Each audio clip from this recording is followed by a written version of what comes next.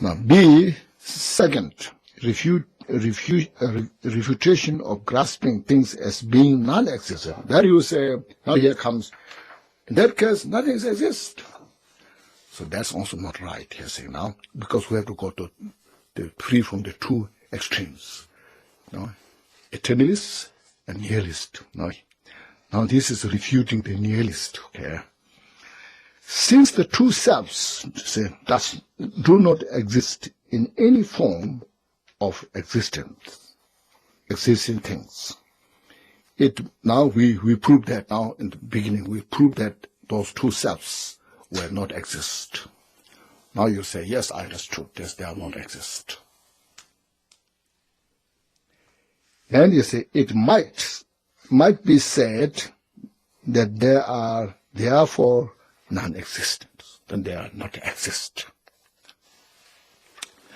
However, they are not non-existent either, see.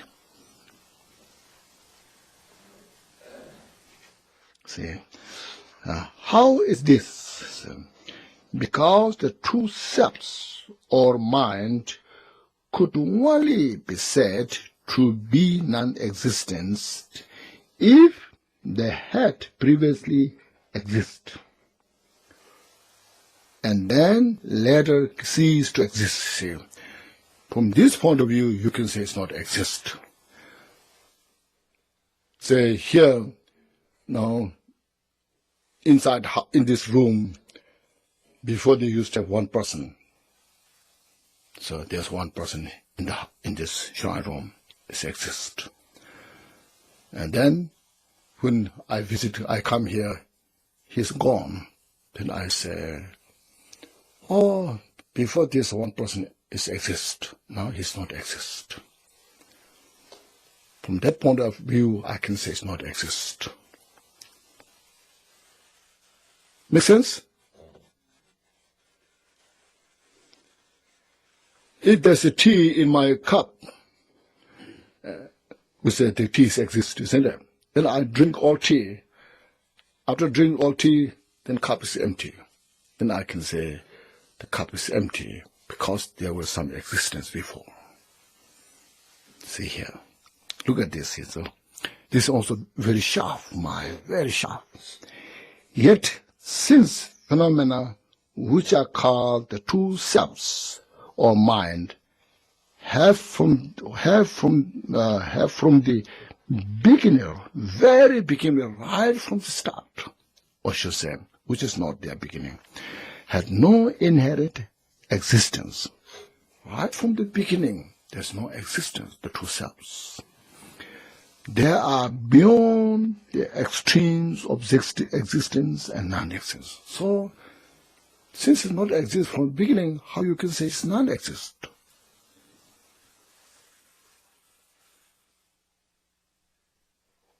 If in this shradam never had any person to hear, how we can say this exists or not exist? If some exist, then later it's not exist, we can say it's exist, not exist. Right from beginning, there's no person in the shrine room, how you can say it exists or not exist. This need very, as I mentioned, again, it's very sharp. You have to investigate carefully.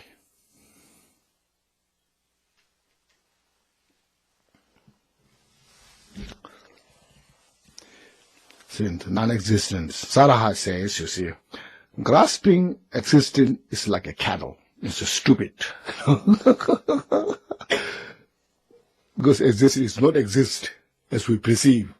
So you're perceiving something exists.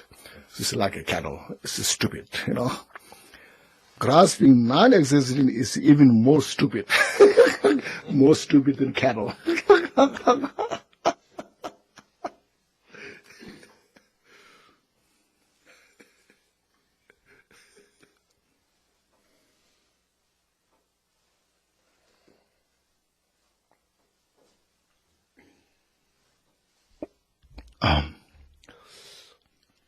The Gone to Lanka Avatara says, Gonto Langa Sutra says, outer things do not exist, nor not exist. See, outer that what we see in reality nature is neither exists nor non-exist.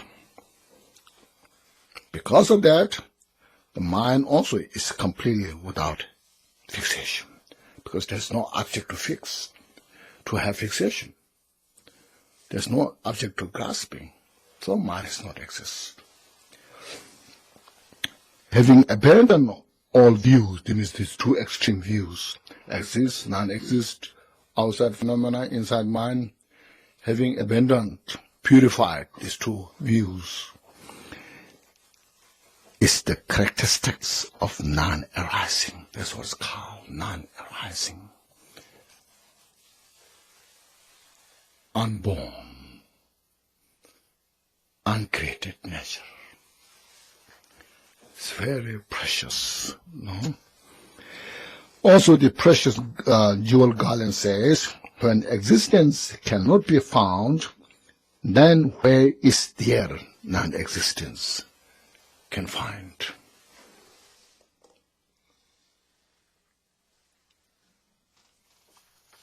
Okay, please have a short break.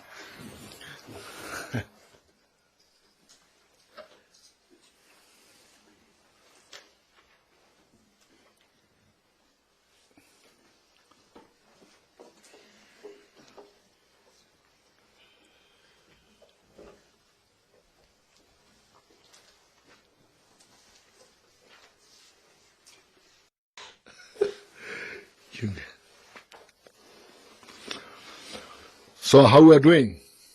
We are doing good? See? Yeah. Like this, see. That's it, see, the profundity of the Dharma teachings. It's called the taste of the Dharma. So that's why I say impermanence. First you look at the impermanence. Will support you to understand this so much. And then causality, understanding, gives you very much on this support. Let's see why we're suffering, Unnecessarily we suffer. So that inspires us to do meditation, practice.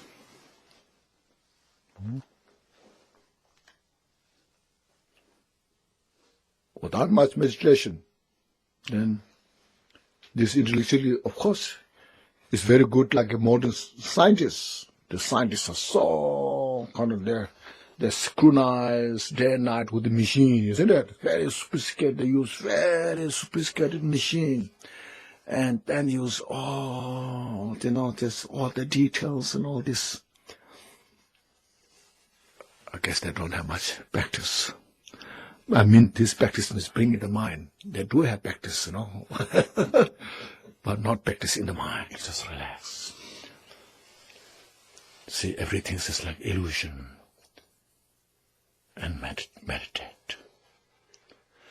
So now here I see B says, refutation of grasping things as being non-existent. So this is refuting, analyzing, analysis. Analyze these are not exist as we perceive. That's why it's called the how things functions and where we perceive are two different.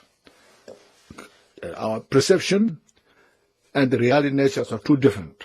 That is what's called misunderstanding, misperception. Okay. That's why meditation, shamatha,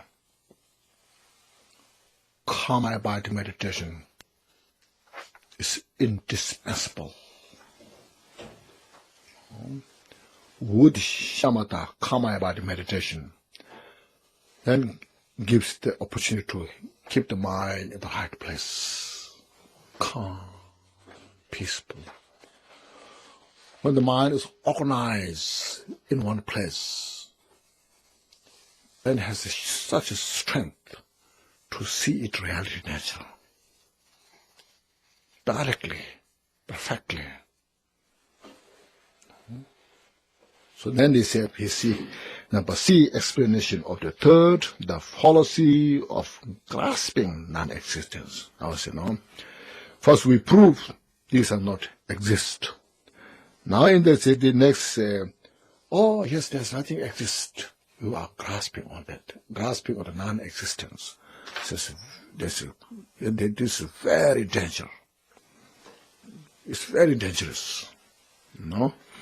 See, it's now says, in this case, if the grasping of objects as being existence, as usually we do, still we do. Still, no matter what I say, still I'm grasping all those things, But now we prove this is non-existent. Existence is the root of the samsara. Grasping to the existence is the root of the samsara. Then won't one be liberated from samsara if one believes in non-existence? Now, grasping at the existence is the root of the samsara. In that case, now if I believe nothing exists, that would mean maybe I'll be liberated. So now here's it. This latter view, the second one, view is a greater fallacy than the former. It's a more dangerous than grasping as all phenomena as real. No. As Saraha said, just above he said, this quotation coming, grasping existence is like a cattle. The grasping non-existent is even more stupid. It's very dangerous now to say. The Hive of JOL Sutra says, Kashapa, it is better to abide with a view of the self-existence of person, even one huge as a mountain. So you're holding yourself, you break yourself and self-grantize like a mountain and hold it is much better, which is even not exist, but it's better.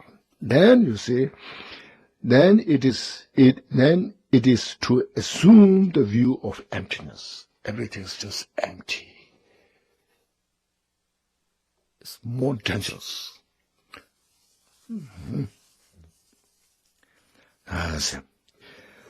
Also, it is said, through the fault of holding the view of emptiness, those of lesser mental ability are harmed. Those who don't have a sharp mind, just holding as just mere empty, has a great fault.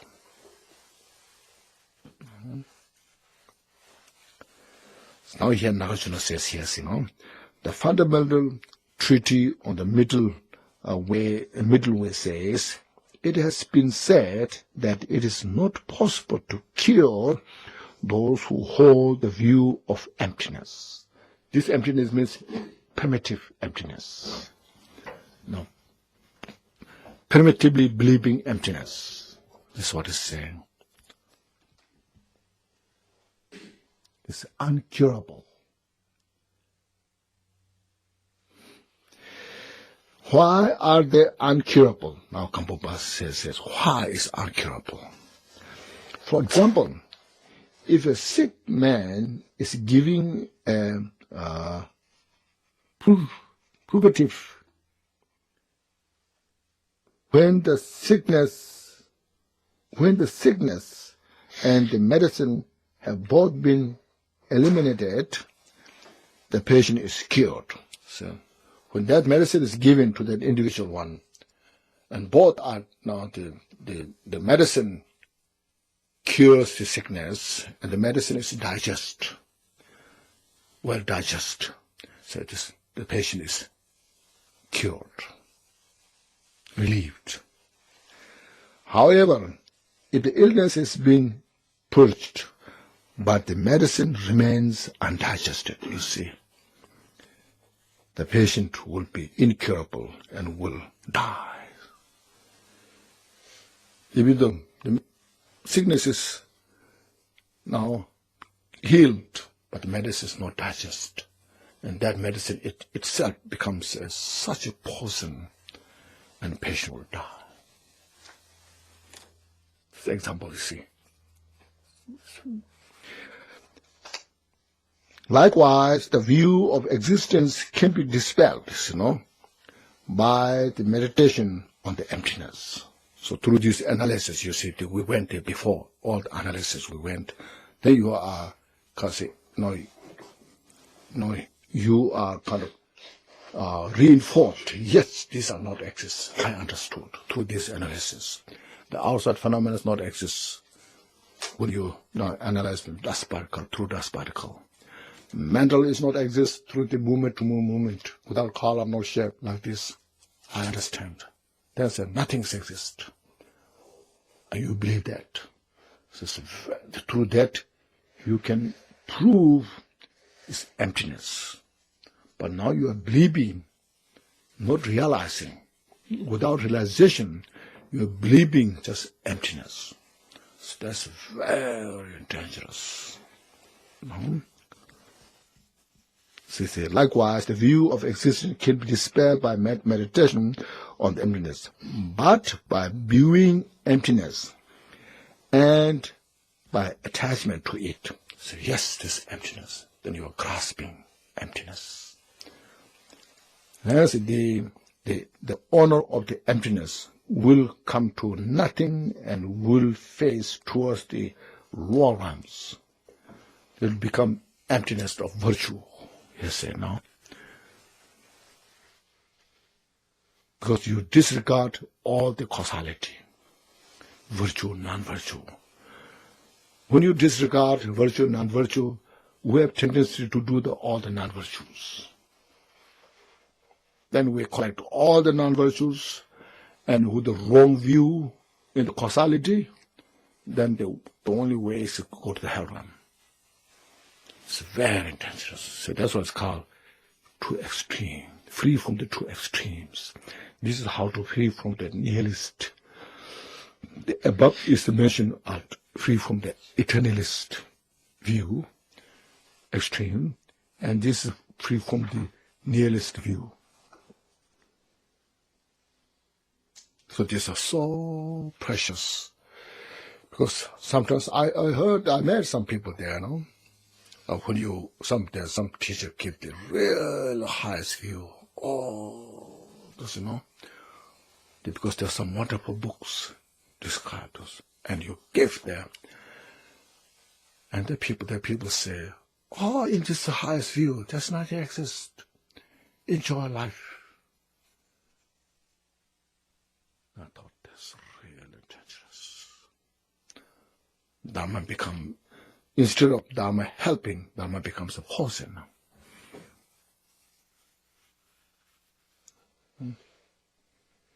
So the precious jewel garland says, Nagarjuna, the believer in existence migrates to a happiness realm, means higher realm.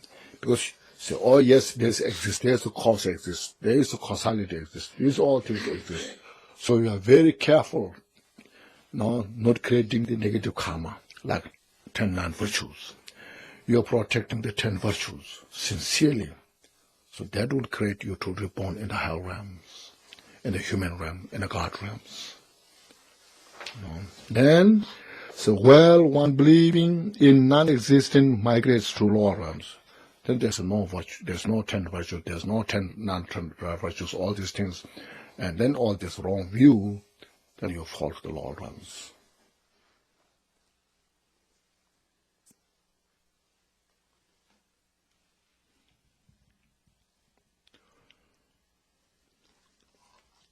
Now we can finish the D. Compared to the former, compared to the former, the latter is a greater fallacies. It's now the explanation of the fourth, the fallacy of both grasping, existent and non-existent, both.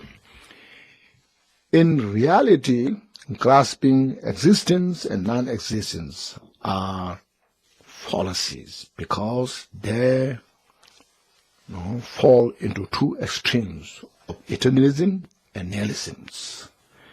The fundamental treatise in the middle way says, Nagarjuna, believing in existence is the view of eternity.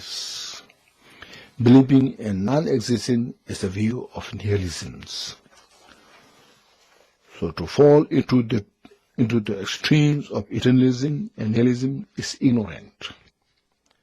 The ignorant will not be liberated from samsara. If we have this ignorance, they will be not liberated from samsara.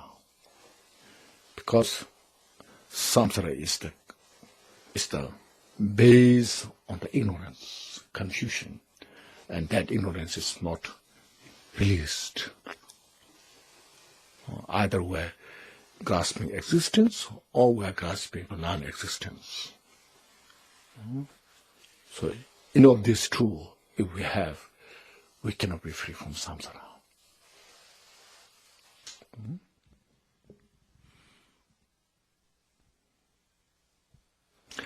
Also in the precious jewel garland, Nagarjuna says, grasping the world which is like a mirage. The world is like a mirage, but we're grasping. Saying it exists or does not exist is ignorant. The world is like the mirage, or mirage like wall. So we say this exists. Grasping on that is ignorant. All this like a mirage is not exist. And it falls into, and grasping on that falls into the nihilist. It's ignorant. One will not be liberated when one has ignorance.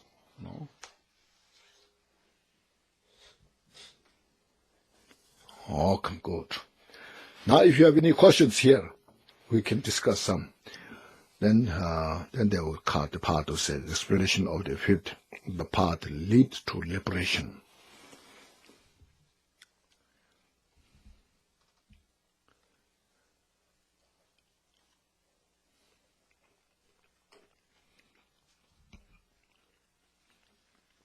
So the problem is that you're still grasping. Mm-hmm. When one says everything does exist or everything does not exist, it's still just the mind grasping on. It's a belief. Mm-hmm. It's not. It's just a belief. Mm-hmm. So that's all it is. Yeah. So if you have this belief, Yes. still the mind believing something. Believing, or you know it, and then you are grasping. You grasp it. Yes. Grasp Because, you're grasping where there's nothing to grasp. Right. So Yeah. it doesn't matter if it exists or it doesn't That's exist. right. Especially believing in the non-existent is more dangerous. Because it turns you away from... Yeah, turn away from the causality. The causality does exist. Causality does not exist. For example, you see, the horn of the rabbit and the horn of the cattle. The two horns, isn't it? The horn of the... The horn of the rabbit. It has no horn. The rabbit's horn and the cattle horn. They are the same. Are the same? No. Because the rabbit has no horn. So rabbit has no horn, isn't it? Yeah, I'm getting trapped, I know, yeah. They're walking woefully.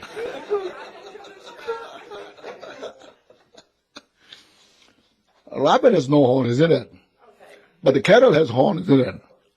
But if you analyze the cattle's horn, as we did through the dust particle, and dust particle, at the end you find the cattle horn is also not exist. Nor does the cattle. Cattle does not exist. Excuse me. The cattle does not exist. Yes, the cattle does not exist, but the horn, Yes. So now, Are those two horns the same or different? Well, they don't exist. They're the same. So that's I'm saying they are the same or different. You mean they're the same? The rabbit's horn and the horn of the cattle. It is the same, and it is different. Is it different, isn't it? Yes. Or same? Because rabbit horn is very obvious, does not exist. Now cattle horn is also, if you investigate through this analysis, you don't find it. So are they same or different?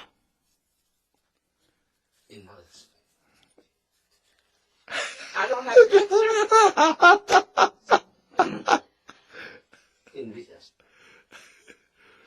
I would just say, I mean, the only way I can understand this in terms of the impermanence. I mean, you said that if the person's in the shrine room and they're no longer there, they no longer exist. That's not really, they're existing somewhere else for the time being. It may be changing all the time, but there's still a person that's there in the house still there until it dies. So I can see it's not going to be there when it dies, but at this time it is, you know, relatively an existing cattle. So I still don't see the, you know, right now for where I am. I mean, I need to obviously keep looking, but I mean, that's So here, those two horns, even though in the absolute nature, both do not exist, but in the relative level, the rabbit horn is, even in relative level, does not exist. But the cattle horn exists, isn't it? In the relative. Yeah. See. So because of that, through this example, in the relative level, say when you believe, or you follow virtue, non-virtue, all these things, because they causes and conditions, you get a better chance to a better place. And if you say there's nothing like, then nothing exists like a rabbit horn, then you go to nothing else. Because then you stop caring. Yeah, that's what I mean. This is it. You don't care. You don't care if you kill somebody. Exactly. That's his point. You don't care. Yeah. Jump off a bridge. Exactly. That's what is the point. The point is, you know. Very depressing. Yes, it's depressing. That's why I said that the fallacy of non-grasping is more dangerous than the grasping as if something exists.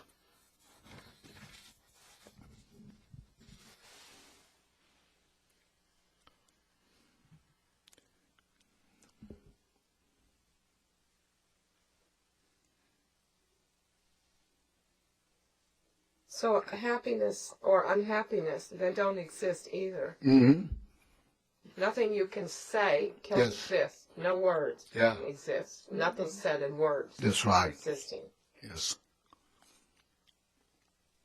Is there any existing thing that is not said in words? Can something exist if you cannot speak of it? It exists as long as you experience it. Like in the dream, you dream. That time it exists, isn't it? Yes, very good. Yeah, very clear. But you when you wake up, where they are?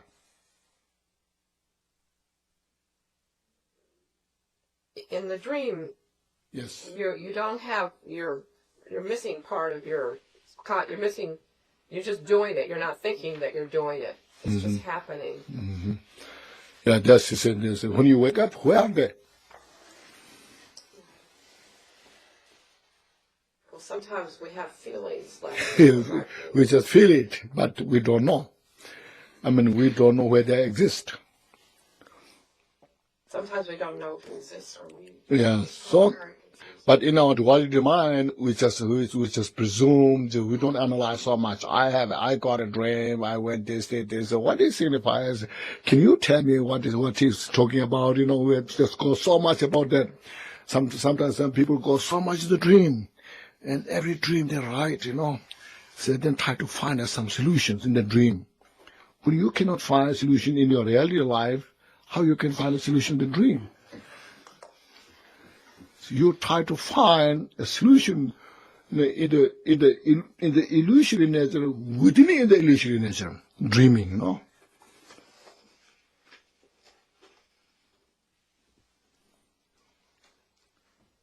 It's like a dream, but it's not the same as a dream. And this daily life, our daily life is a little more closer to reality than the dream, you see.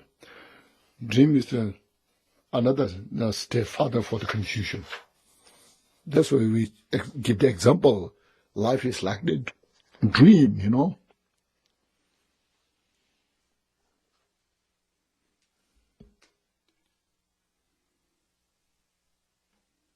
Life is like a dream as far as our feelings go. But that's where it stops.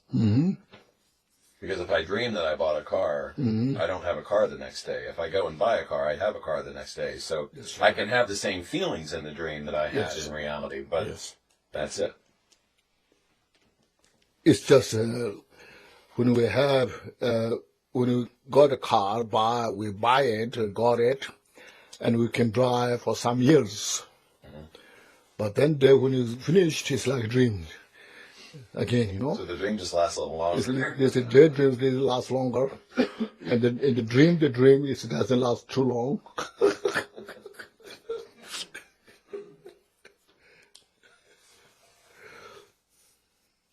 But the memories can be just as vivid.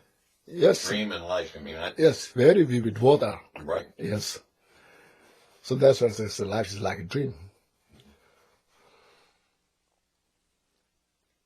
So where does the grasping come from? Oh, Where does the grasping come from? Carnal? no, through the ignorance. Okay. Yes, ignorance. So when was that one year, the stock market, 2008. 2008, so fall from like fall 200, 300, you know. So it's one man who created so much money from that stock market, like $1 million. No, more. Because he sold short. You know, so that day, everything is gone, you know. So a lot of his friends were really they're upset and there's some suicide. But he was not that bad. And they asked, so, what happened? Where's your money? He said, I created from emptiness, now it is dissolved into emptiness.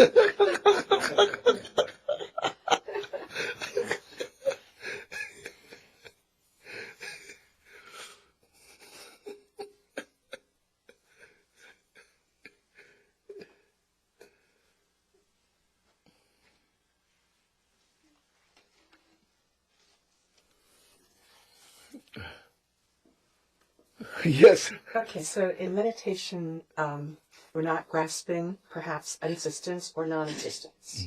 But in that state, there's still something. Yes. So it's still something because we're grasping. Yes. So that's why it's mentioned as step by step. It's very important. We cannot expect that what we understood, it comes to our experience. Our experience need a lot of skill and time. Step by step. Reflect every day, reflect on the impermanence, release attachment, release our hatred, grasping, fixation, step by step, step by step, step by step, you know. And then cultivate bodhicitta. So always bring the bodhicitta in your heart. Because bodhicitta is the central theme through which from that gives you opportunity to free from attachment and grasping. You know? Like that, they get used to it step by step. Yeah. Cool.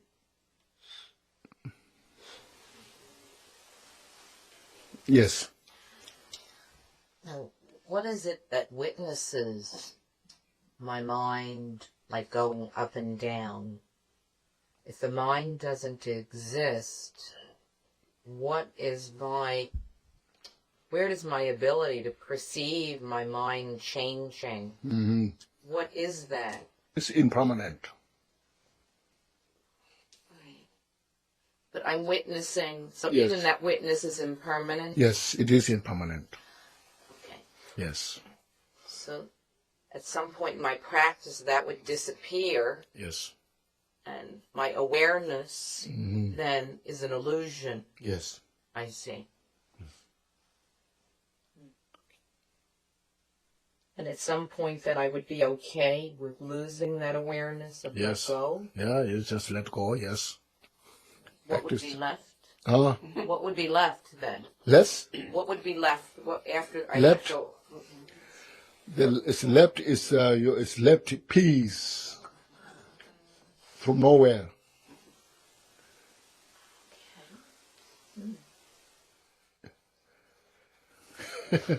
Make sense?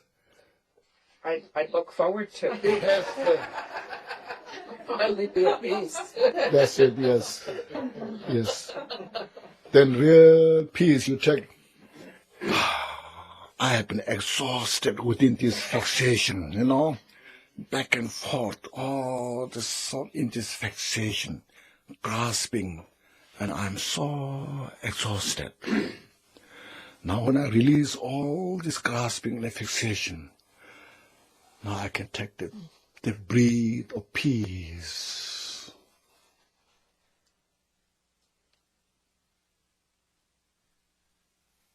That's called effortless. Yes. So then, to piggyback onto what she was saying, is the witness of the mind changing our attachment to what it's changing from, or our attachment to where the mind is going? Because when things are neutral, we really don't pay much attention to our mind so much. No. So the witness That can be more like it can be like a more ignorant, because you don't pay attention. So there's a positive, there's negative, there's a neutral. When you see the positive object, there's attachment. When you see the negative object, there's aversion. When there's a neutral, it's ignorance. So we are mass in these three, back and forth, this three triangle, So when those, so what you're saying then is when those three don't exist, that's peace. So when these three, these three, attachment, ignorance, and aversion not exist, that's real peace. It's called undefiled peace.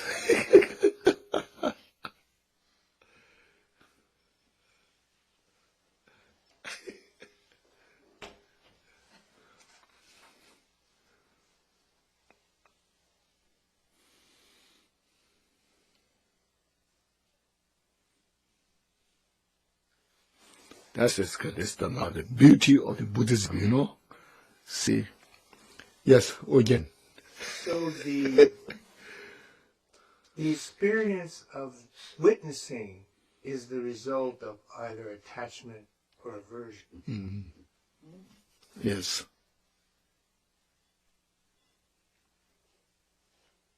I like what you said once. If you eliminate attachment and aversion, where's the ignorance? That's right. Okay.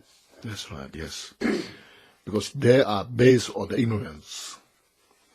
So ignorance is the baseless. Then there is no base to manifest attachment and aversion.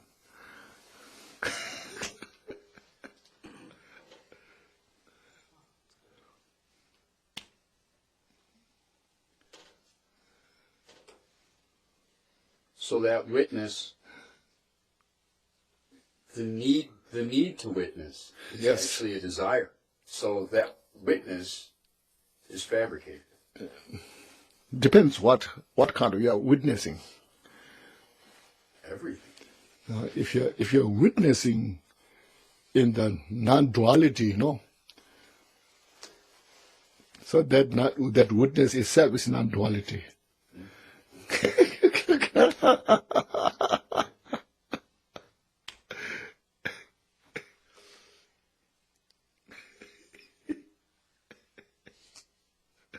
So the witness is not the problem. The witness is not the problem. Satisfaction. Yes. Satisfaction. It's the fabrication.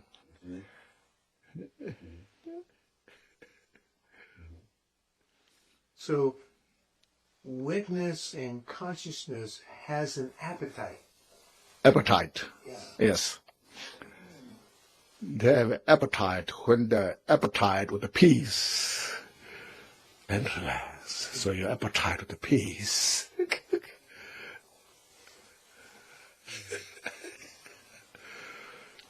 So you catalyze that experience through the concurrent shamatha and wisdom awareness.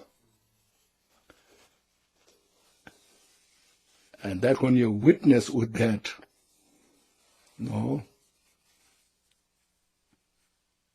you perceive directly beyond fabrication.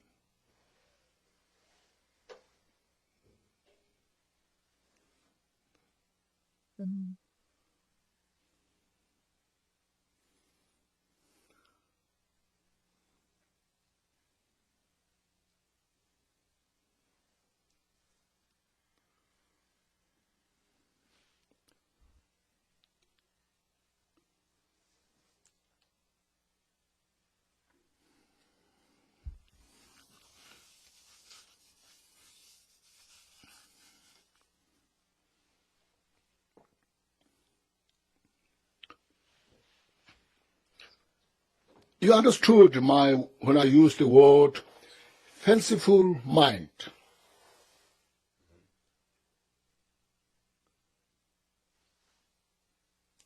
Fanciful mind, Imaginative? Imaginary. Or imaginative, making up Yes, stuff. yeah. Like daydreaming. Daydreaming, that's like the fancy, it's not making fancy something, but fanciful mind. I think it's a very good word. It's not just a fanciful mind. It is something, it's not just imaginary, but it's something you go through, reasoning, and it's called cognitive, valid cognition. Yeah. What kind of cognition? Valid cognition. Valid. Yeah.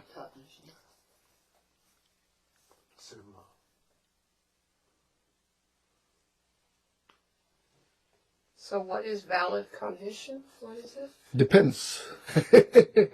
It's also depends. Is it Depends individual.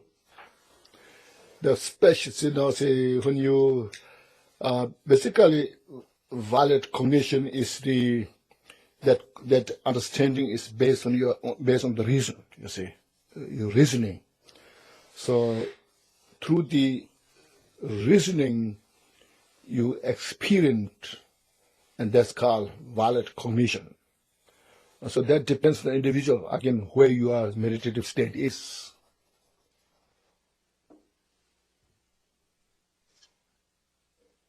When you have experience of we're talking about beyond the two extremes, and experience that, you direct experience that. That's kind of like an ultimate valid cognition. So there are levels of Yes, there are a lot of different levels, yes. Yes, it's not just one, yeah. It depends, that's why it depends on the individual.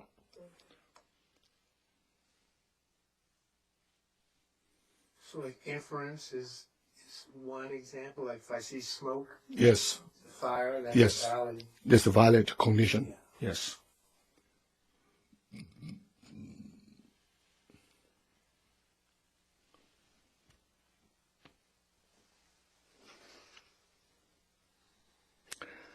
I can prove everything's emptiness. I can prove everything's impermanent because it's composite.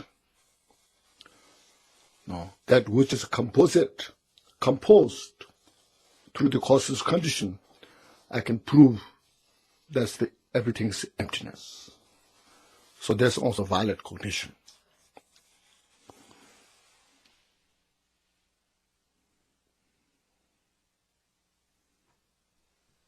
The cognition implies some experiential, Yes. not just the reasoning, but through reasoning, then you on the basis of the reason, you understood. Yeah. So your understanding of impermanence is not just impermanence. It is impermanent. Everything is impermanent because you are not reasoning, why everything is impermanent. Now you have to prove because it's composite.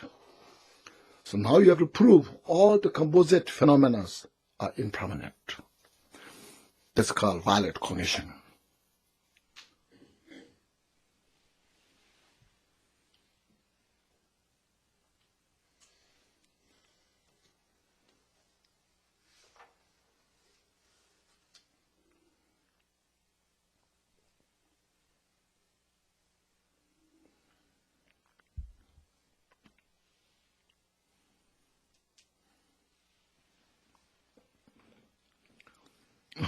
Okay, tomorrow we'll go to the E, explanation of the fifth part and leads to liberation. For now here, please take a deep breath.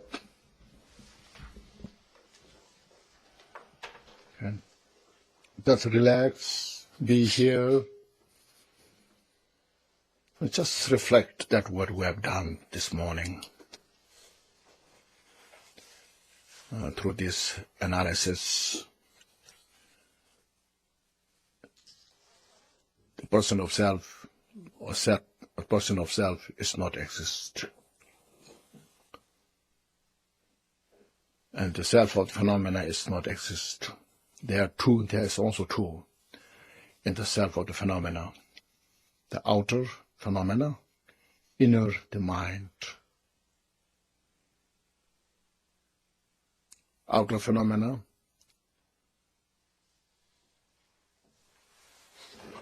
the composite nature is dust particles, so analyze all the dust particle does not exist.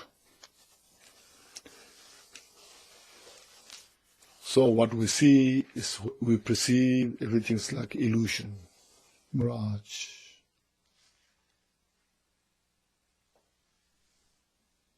Depending on the mental level, we perceive differently. When our mind is happy, we perceive things as a positive. When our mind is in the wrong place or depressed, delusion, we perceive outside as negative. See how the mind creates outside wall.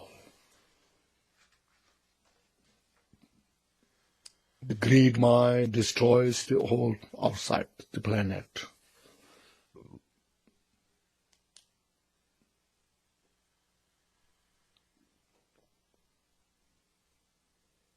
So this analysis, examples, gives us support to understand, to know the outside phenomena is not exist as we perceive. Now look at inside mind. If that is exist, that also through the different system, method. It's neither inside the body, nor outside, nor in between. It's not exist in one moment.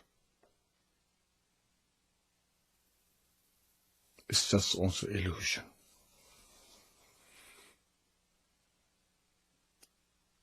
So through this analysis, we don't find something exists permanently. Yet within illusion, within in the relative level, this all exists. Because of this, we purify the two extremes, the eternalist and the nihilism.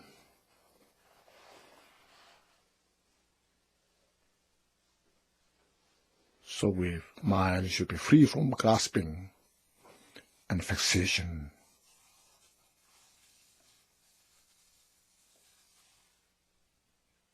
There's nothing, a concrete achievement within this illusion.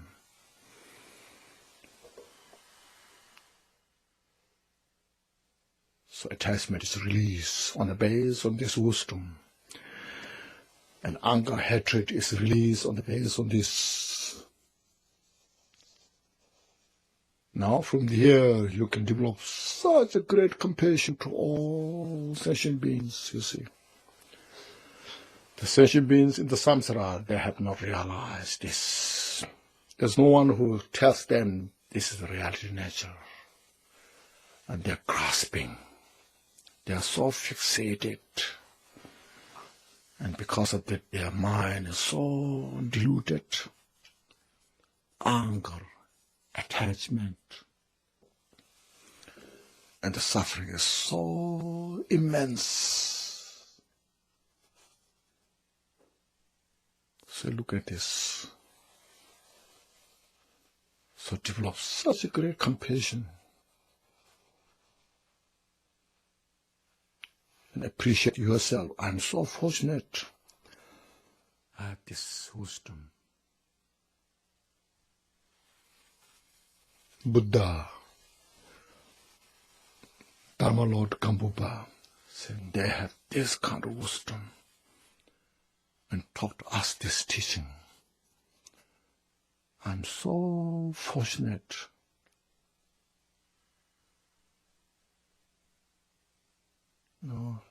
Rejoice yourself and reinforce your dedication in the study and practice Dharma. Never derail from the path, no matter what happened.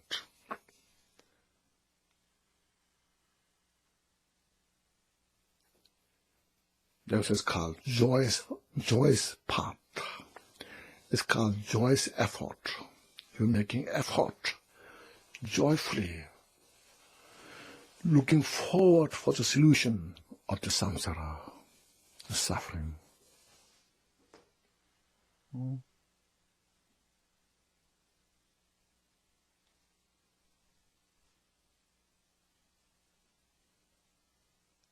Still, Dharma is alive.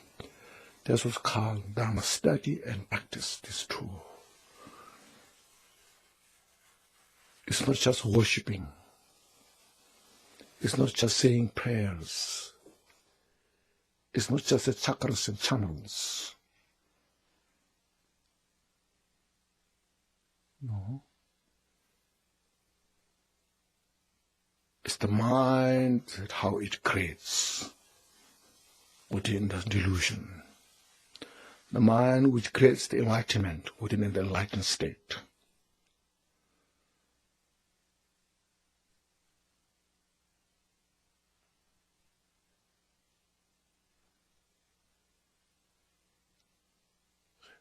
That's why these great masters in the past, they sacrificed their life for this Dharma teaching. They sacrificed Dharma for their life for the sentient beings.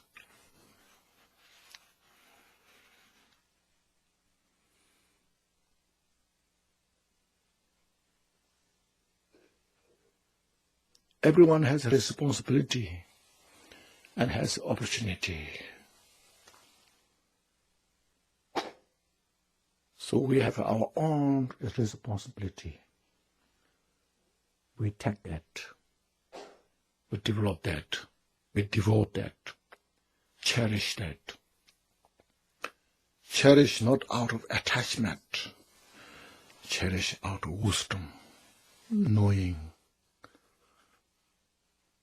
So just reflect on this every day.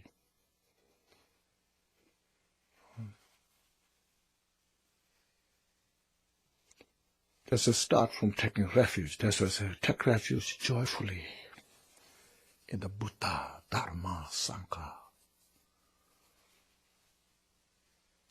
So this is the Dharma. This is the Buddha. See? And through this it makes the Sangha.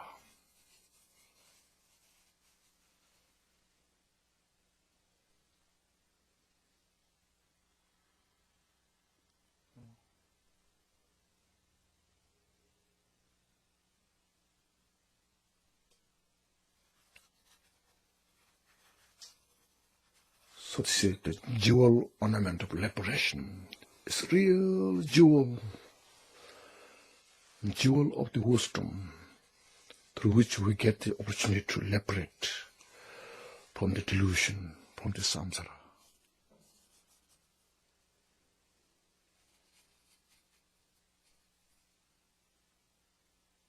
Look at, say, Gampopa, a great Bodhisattva.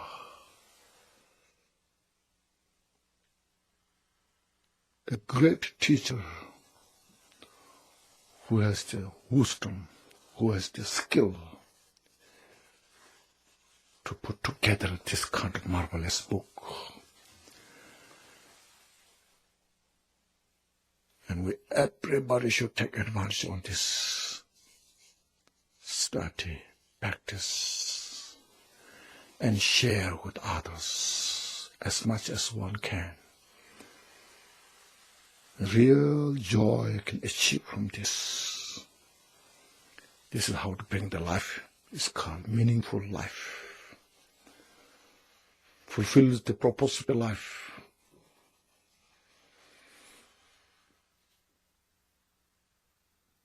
That's why usually I say, when we study Dharma, we should not learn what to believe, but we should learn how to solve the problems.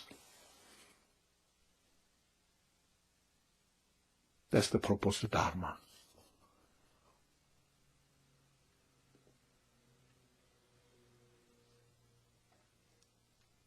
So release all your attention.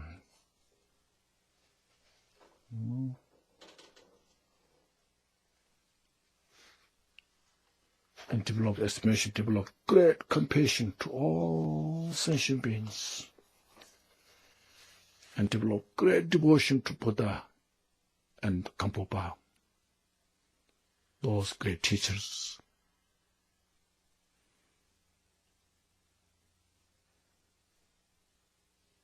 And rejoice yourself.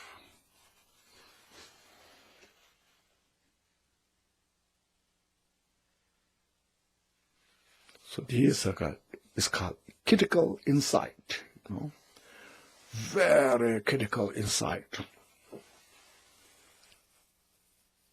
Samsara is nature of critical, nature of duality, nature of the delusion, source of suffering. So that critical situation is destroyed by the critical insight.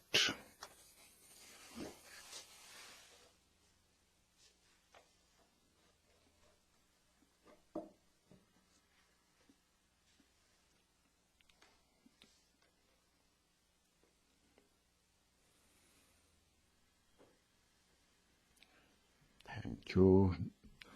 Now we'll say some dedication prayers. Page 32.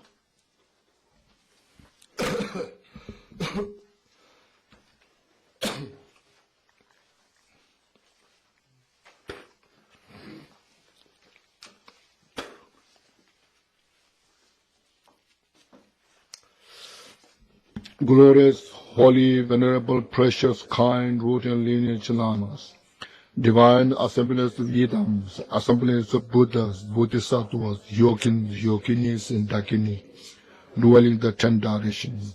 Please hear my prayer. May the virtues collected in the 3 times by myself and all sentient beings in samsara and nirvana, and the innate root of virtue, not result in 8 worldly concerns, the 4 causes of samsara, of rebirth as a Sharavaka or partaker Buddha. May all matter sentient beings, especially those enemies who hate me in mind, obstructors for harm, misleading martyrs, the hordes of demons, experience happiness, be separated from suffering, and swiftly attain unsurpassed, perfect, complete, and precious Buddhahood. By the power of this vast root of virtue, may I benefit all beings through my body, speech, and mind. May the afflictions of desire, hatred, ignorance, arrogance, and jealousy not arise in my life. May attachment to fame, reputation, wealth, honor, and concern in this life not arise forevermore. May my mind stream be moistened by loving kindness, compassion, and wisdom, and through that may I become a spiritual master with good qualities equal to the infinity of space. May I gain the supreme attainment of Mahamudra in very life. May the torment of suffering not arise even at the time of my death. May I not die with the negative thoughts. May I not die confused or wrong view.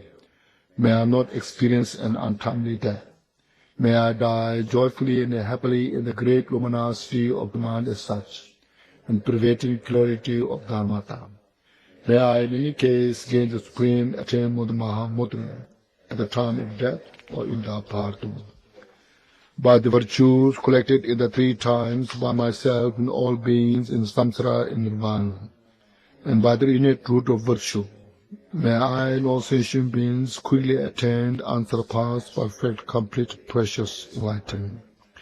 May the teachings of great Drikung Kagyu, whose omniscient Lord of Dharma, Master of interdependence, continue and increase through study, practice, contemplation, and meditation until the end of samsara. Okay. Thank you.